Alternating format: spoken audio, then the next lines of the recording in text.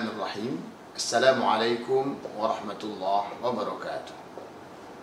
Alhamdulillahi wa kafa. Assalatu wassalamu ala rasulillahi mustafa wa ala alihi wa azwajihi wa dhurriyyatihi wa ashabihi wa ummatihi wa man wafa. Asyhadu an la ilaha illallah wa asyhadu anna Muhammadan abduhu wa rasuluh la nabiyya ba'dah. Qala Allah Ta'ala fi kitabihil karim, a'udzu billahi minasyaitonir rajim. Bismillahirrahmanirrahim. Wallahu yad'u ilal jannati wal maghfirati bi'idnih. Bapak Ibu hadirin, hamba-hamba Allah yang mulia, alhamdulillah kita telah tiba di Ramadan 1445 Hijriah. Bulan Ramadan disebut juga dengan bulan maghfirah atau bulan ampunan. Mengapa bulan Ramadan disebut dengan bulan ampunan? Karena Allah di bulan ini membagikan ampunan yang tak terbatas. Untuk apa kita mesti diampuni Allah Subhanahu wa taala? Hamba Allah yang berbahagia, pertanyaan ini yang akan kita coba jawab menurut pandangan para ulama. Mengapa kita mesti mendapat ampunan Allah Subhanahu wa taala? Jawabannya adalah karena ampunan Allah lah yang boleh mengantarkan kita menuju surganya. Karena kita tanpa ampunan Allah tidak akan sampai kepada satu titik yang namanya surga Allah Subhanahu wa taala. Sebab itu Allah katakan, wallahu yad'u ilal jannati wal maghfirati bi'idnih. Allah itu mengajak kita ke surga dengan apa? Wal maghfirati bi'idnih, dengan ampunan Allah Subhanahu wa taala, itu tentu dengan izinnya. Penggalan ayat ini memahamkan kepada kita bahwa kita akan dapat menuju Allah, menuju surga Allah Subhanahu wa taala itu dikarenakan ampunan Allah Subhanahu wa taala. Untuk itulah hamba Allah yang berbahagia, di dalam berbagai ibadah kita itu selalu Allah menawarkan ampunan-ampunannya.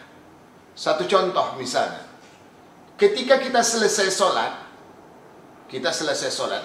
maka zikir yang diperintahkan oleh Rasulullah SAW kepada kita adalah membaca istighfar. Astaghfirullah, astaghfirullah, astaghfirullah. Timbul pertanyaan kita, mengapa Rasul memerintahkan kita untuk membaca istighfar begitu kita selesai melaksanakan ibadah sholat? Bukankah sholat ini adalah ibadah untuk kita mendekatkan diri kepada Allah yang akan menghasilkan pahala? Tetapi mengapa setelah sholat kita harus membaca istighfar? Jawabannya adalah karena kita dalam sholat itu tidak selamanya dapat khusyuk. Padahal di satu sisi, sholat dituntut khusyuk. Sementara dalam sholat kita terkadang memikirkan hal-hal yang tidak ada hubungannya dengan sholat. Dalam sholat terkadang terpikir anak, terpikir keluarga, terpikir suami, terpikir istri, boleh jadi terpikir utang, dan segala macam masalah kita. Artinya dalam sholat itu kita tidak mendapatkan kekhusyukan yang sempurna. Lalu seolah Allah berkata, ya udah, kalian kalau nggak bisa khusyuk secara sempurna, kata Allah, tak apa. Begitu kalian selesai sholat, maka minta ampunlah kepada Allah dengan cara istighfar. Astaghfirullah, ya Allah ampunkan saya. Tadi saya sholatnya nggak khusyuk. Astaghfirullah, tadi saya memikirkan sesuatu tentang anak saya. Ya Allah, tadi saya memikirkan tentang istri saya. Kata Allah, oke. Maka sholat tadi Allah tetap terima. Kendati pun sholat ini sejatinya sudah tidak sempurna karena tidak mendapatkan derajat khusyuk yang sesungguhnya. Disinilah letak bahwa Allah sejatinya ingin mengampuni kita agar kita boleh masuk surganya. Karena tanpa ampunannya dipastikan kita tidak akan masuk surga. Rasulullah SAW pada suatu ketika pernah berkata, kita ini adalah umat yang paling beruntung. Di mana letak kita beruntung? Karena kita mendapatkan akhir dari surah Al-Baqarah. Apa itu akhir surah Al-Baqarah?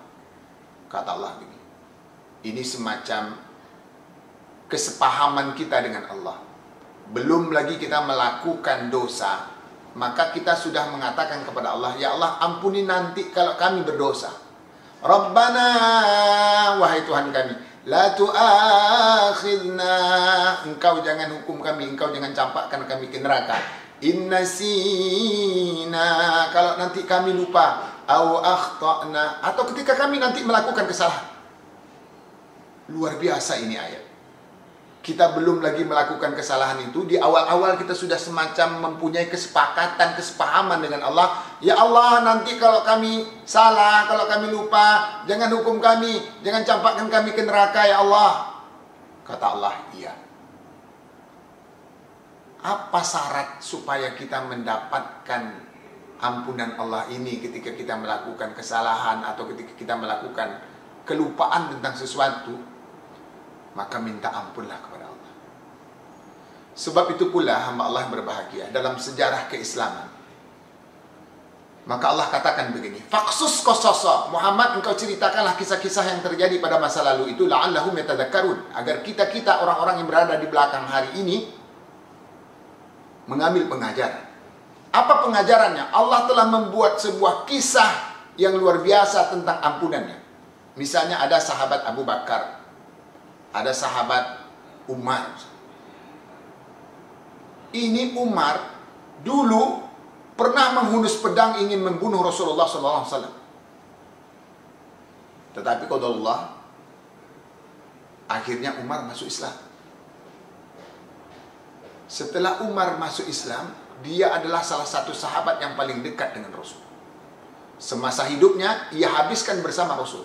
Bahkan hamba Allah yang berbahagia, sampai dia meninggal pun berada di alam kubur bersama Rasulullah SAW. Coba kita bayangkan, Umar yang dulu pernah ingin membunuh Rasul, akhirnya hidup bersama Rasul, bahkan matinya pun hari ini bersama Rasulullah SAW di dekat kubur yang sama. Karena itu kita ketahui bahwa di Masjid Nabawi itu tempat kubur atau makamnya Rasulullah SAW. Di situ ada Rasul, sebelahnya ada Abu Bakar, di sebelahnya ada Umar bin Khattab. Seolah Allah ingin berkata, kalian tengoklah Umar itu siapa. Dulu adalah orang yang pernah ingin membunuh Rasul. Sekarang tidak hanya hidupnya bersama Rasul, tetapi matinya pun bersama Rasulullah SAW. Kita tak pedulilah pernah melakukan dosa apa. Tetapi ketika kita datang memohon dan meminta ampunan kepada Allah, maka derajat kemuliaan itu akan kita peroleh.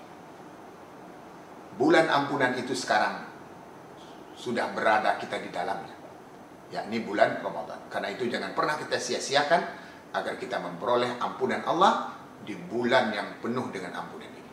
Semoga Allah mudahkan insyaallah, amin. Subhanakallahumma wa bihamdika, asyhadu an la ilaha illa anta, nastaghfiruka wa natubu ilaik. Assalamualaikum warahmatullahi wabarakatuh.